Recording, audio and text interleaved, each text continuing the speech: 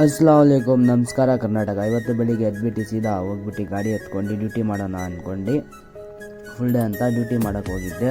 Duty first ಬಾಡಿಗೆನೇ Kogilu ಹತ್ರ ಬಿತ್ತು. ಎತ್ಕೊಂಡೆ, ಅಲ್ಲಿ ನೋಡಿದ್ರೆ ಬಾಡಿಗೆನೇ ಇಲ್ಲ.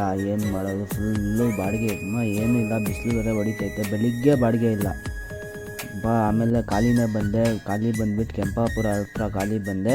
ಅಲ್ಲಿ 2-3 ಡ್ಯೂಟಿಗೆ ಬಿತ್ತು. ಲೋಕಲ್ ಒಂದು 50-60 ಅಂತ ಹೊಡ್ಕೊಂಡು ಬಿಸಿಲಲ್ಲಿ ಆಗ್ತಾಯಿದ್ದಿಲ್ಲ. ಫುಲ್ಲು ಬಿಸಿಲು, ನಿದ್ದೆ ಹಿಡಿತಾ ಇತ್ತು. ಆಮೇಲೆ ಮಲ್ಗೋಣ ಅಂತ ಮಲ್ಕೊಂಡಿದ್ದೀನಿ. ಅಷ್ಟಲ್ಲೇ ಇವರಿಬ್ಬರು ಇಲ್ಲಿಂದ ಪಾಸ್ ಆದರು. ನೋಡ್ರಿ ಯಾರಿಬ್ಬರು, ರುದ್ರ ಮತ್ತು ರೋಹಿತ್ ಇಲ್ಲಿಂದ ಪಾಸ್ ಆದರು. ಇವ್ರನ್ನ ಮಾತಾಡಿಸ್ಬಿಟ್ಟು ಹೋದ್ರು ಇವರು. ಅಲ್ಲಿಂದ ಸರಿ ಅಂದ್ಬಿಟ್ಟು ಡ್ಯೂಟಿ ಮಾಡ್ಕೊಂಡು ಹಂಗೆ ಬಂದೆ. ಗ್ಯಾಸ್ ಇದ್ದಿಲ್ಲ, ಗ್ಯಾಸ್ ಹಾಕ್ಸ್ಕೊಳಕ್ಕೆ ಬಂದರೆ ಗ್ಯಾಸ್ ಎಲ್ಲೂ ಸಿಗ್ತಾಯಿಲ್ಲ. ಏನು ಮಾಡೋದು, ಆಟೋ ಅವ್ರಿಗೆ ಯಾರೂ ಕೇಳ್ತಾಯಿಲ್ಲ, ಏನು ಮಾತಾಡ್ತಾಯಿಲ್ಲ. ಬಾಡಿಗೆ ನೋಡಿದ್ರೆ ರ್ಯಾಪಿಡೋ, ಓಲಾ ಎಲ್ಲದರಲ್ಲಿ ಬಾಡಿಗೆ ಕಮ್ಮಿ ಕೊಡ್ತಾವನೆ, ಪ್ರೈಸು ಕಮ್ಮಿ ಕೊಡ್ತಾವನೆ.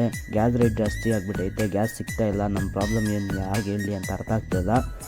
ಅಲ್ಲಿಂದ ಸೀದಾ ಬಂದು ನೋಡಿದ್ರೆ ಇಲ್ಲಿ ನೋಡಿ ಕೆಲಸ ಮಾಡ್ತೈತೆ ಮೇನ್ ರೋಡ್, ನಾಗೇನಹಳ್ಳಿ ಮೇನ್ ರೋಡಲ್ಲಿ. ಸ್ಕೂಲ್ ಹುಡುಗರು, ಚಿಕ್ಕ ಮಕ್ಕಳು ಎಲ್ಲ ಹೋಗ್ತವ್ರೆ. ಹಿಂಗೆ ಓಪನ್ ಆಗಿಬಿಟ್ಟವ್ರೆ. ಇದಕ್ಕೆ ಯಾರು ಜವಾಬ್ದಾರಿ ಹೇಳಿ?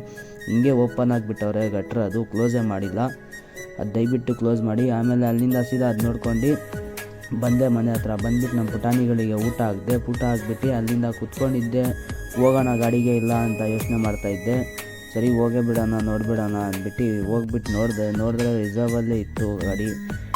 ಏನು ಮಾಡೋದು ಯೋಚನೆ ಮಾಡ್ತಾಯಿದ್ದೆ. ಲೋಕಲ್ ಹೊಡೆಯೋಣ 50-60 ಅಂತ, ಇಲ್ಲೇ ಹೊಡೆಯೋಣ, ಬಂದ್ಬಿಟ್ಟು ನಿಲ್ಲಿಸ್ಬಿಡೋಣ ಅಂದ್ಕೊಂಡೆ. ಹೋಗಿ ನೋಡಿದ್ರೆ ಲಾಂಗೇ ಬೀಳ್ತೈತೆ. ಇವತ್ತು ನೋಡಿದ್ರೆ ಬಾಡಿಗೆ 100-150 ಹಿಂಗೆ ಬೀಳ್ತೈತೆ. ಹೋಗ್ಬಿಟ್ರೆ ಆಮೇಲೆ ಗ್ಯಾಸ್ ಇಲ್ಲ, ಏನು ಮಾಡೋದು ಅಂದ್ಬಿಟ್ಟು ಬೇಡ ಅಂದ್ಬಿಟ್ಟು ಸೀದಾ ಗಾಡಿ ಹಾಕ್ಬಿಟ್ಟು ಮನೆ ಹತ್ರ ನಾಳೆಯಿಂದ ಹೋಗೋಣ ಅಂತ. ಇಷ್ಟೇ ಇವತ್ತು ನಾವು ವ್ಲಾಗ್.